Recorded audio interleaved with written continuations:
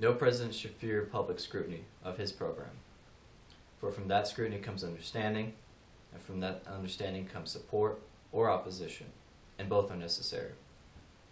I'm not asking your newspaper to support administration, but I am asking for your help in the tremendous task of alerting and informing the American people, for I have complete confidence in the response and dedication of our citizens when fully informed.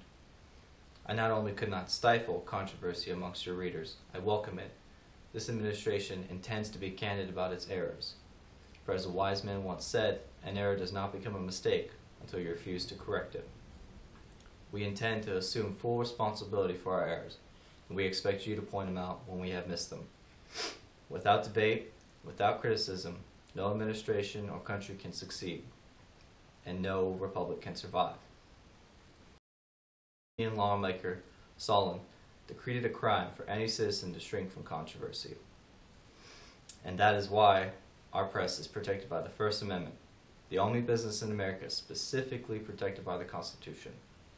Not primarily to amuse and entertain, not to emphasize the trivial and the sentimental, and not to simply give the public what it wants, but to inform, to arouse, to reflect, to state our dangers and our opportunities, to indicate our crises and our choices, to lead, mold, educate, and sometimes even anger public opinion. This means greater coverage and analysis of international news, for it is no longer far away and foreign, but close at hand and local. It means greater attention to improved understanding of the news, as well as improved transmission. And it means, finally, that government at all levels must meet its obligations to provide you with the fullest possible information outside the narrowest limits of national security. And we intend to do it.